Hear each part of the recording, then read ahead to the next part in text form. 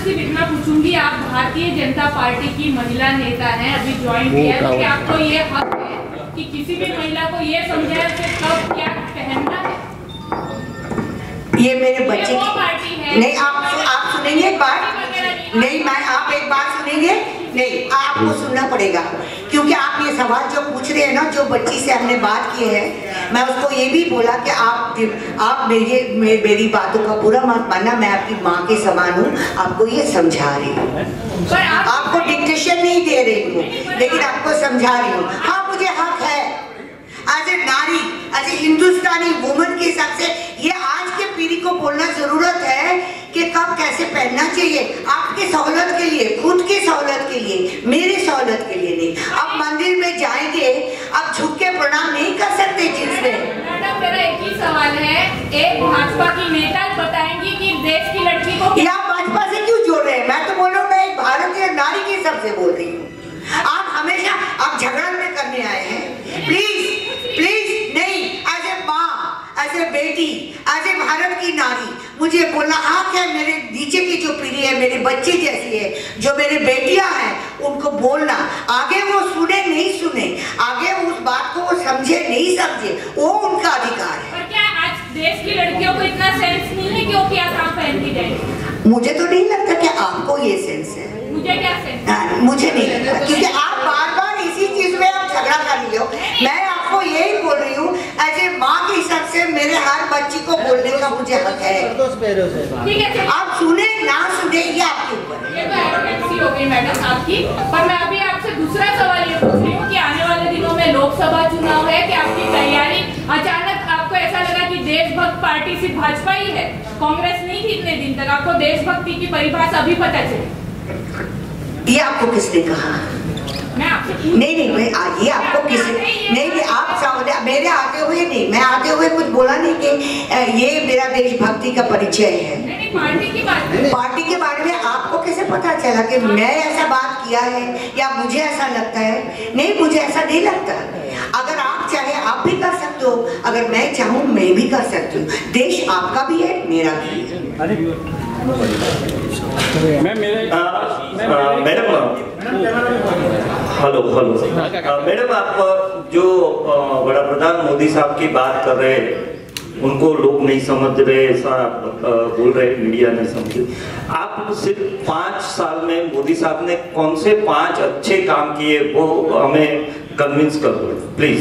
ये आपको अभी तक पता नहीं चला? मैं तो आश्चर्य हूँ। मैं आपसे सुनना चाहती हूँ, बराबर। सेकंड थिंग मैडम, हम प्रेस में से है, हमें बुलाया गया है कि आप उनसे इंटरेक्ट कर सकते हैं। आप हमें क्वेश्चन मत करिए। आप सिर्फ नहीं, आप अपनी स्टाइल अपने पास रखो। सिर्फ मीडिया पूछ रहा है तो मीडिया को जवाब दो, वरना नहीं देना है तो आपका प्रॉब्लम है।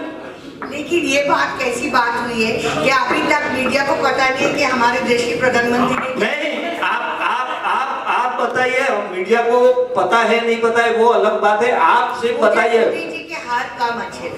5 काम हमें बता दीजिए, बाद में दूसरे पूछेंगे। हर गांव में जो स्कूल होते हैं, उनके जो बाथरूम के बाद में तकलीफ होते थे, वो सार्वजनिक है, वो कर रहे हैं, और उसके पीछे हम जनता को देख रहे हैं, साफ सुथरे में लोग कितने नजर आ रहे हैं, ये आपको भी पता होगा। और प्लीज मुझे आपकी सहायता चाहिए, आपसे कोई विरोधा नहीं है मेरे से, और झगड़ा नहीं चाहिए। आप हो तो हम हैं।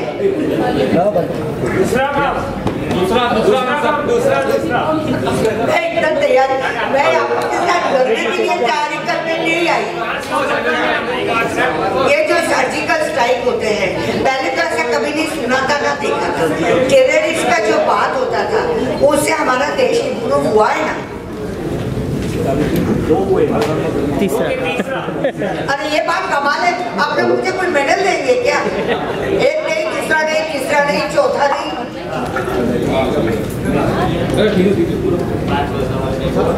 Yes ma'am please. चौथा क्या भाई चौथा? अभी मैं कुछ याद करके आऊँ तो ना, मुझे तो उनके हाथ का बच्चा लगता है। मैं तो पहले ही बोल चुकी हूँ आपको, मैं मोदी जी के फैन हूँ। मोदी जी का मोदी जी की जो चौथा काम 5वां काम एक ही बात पे होता है, वो इसके ऊपर और कोई चीज नहीं है। मैं मेरा सवाल, ये मेरा चौथा भी है और पांचवा भी है। मैं मेरा सवाल ये है कि बंगाल में भाजपा को रैली करने के लिए भी ममता मना करी है, इतना खौफ क्या है कि वहाँ भाजपा रैली नहीं कर सकती? क्या बंगाल में भाजपा को अमित शाह जी को रैली करने के लिए वो सुप्रीम कोर्ट तक गई है और रैली की परमिशन नहीं मिली है। हाँ, वो तो हम भी पढ़ रहे हैं। पढ़ने पर उसके बारे में आपको कितना खौफ है वहाँ दीदी का कि आपको रैली भी करने के लिए? देखिए, राजनीति में तो कुछ ऐसा बातें होती है, ऐसी समस्या नजर आता है, पर आप लोगों का साथ रहेगा कि ये आसानी से हमारे ये समस्या समाधान भी मैडम मोदी जी का बर्थ विलेज कौन सा है आपको बताइए।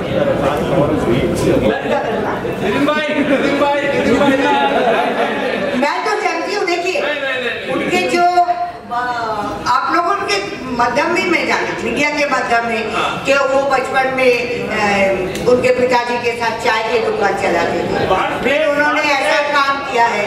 बर्थ प्लेस है ना, जन्म स्थल वही ना तो करेक्ट तो हूँ, मैं पूछ रही हूँ मैं दोबारा टू मेक श्योर।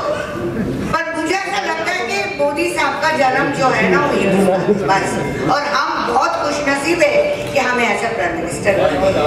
आप मुझसे ना लड़ाई मत कीजिए, क्योंकि मुझे आपकी सहायता के बगैर मैं कुछ भी नहीं, एक कदम भी।